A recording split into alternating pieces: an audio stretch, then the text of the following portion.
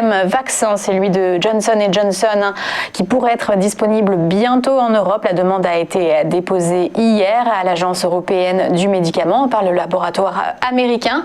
Il s'agit d'un vaccin à injection unique, ce qui pourrait simplifier les questions logistiques. La Commission européenne en a déjà commandé 200 millions de doses avec une option pour 200 millions de plus, et 100 millions de vaccins devraient arriver en livraison d'ici juin si le vaccin est autorisé. Adidas vend Reebok. La marque américaine avait été achetée en 2006 par le groupe allemand, mais a subi la crise sanitaire de plein fouet. Adidas étant arrivé à la conclusion, je cite, que le potentiel de croissance sera nettement meilleur en étant indépendant.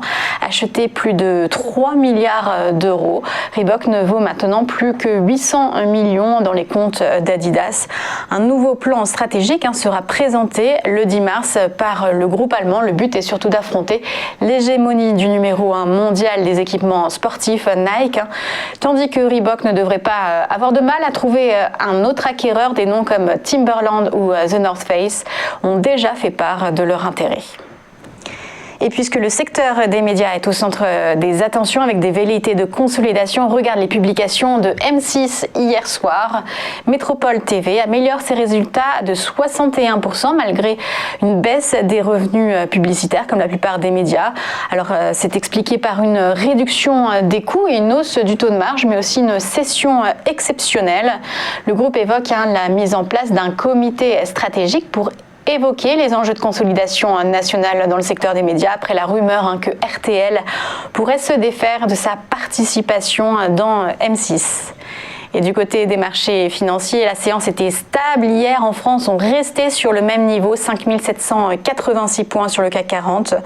Aux États-Unis, pour un début de semaine, ça avait très bien commencé avec des records, mais les indices ont fini en ordre dispersé. Plus 0,2% pour le Dow Jones, un nouveau record, mais le S&P cédait moins 0,06% et le Nasdaq moins 0,34%.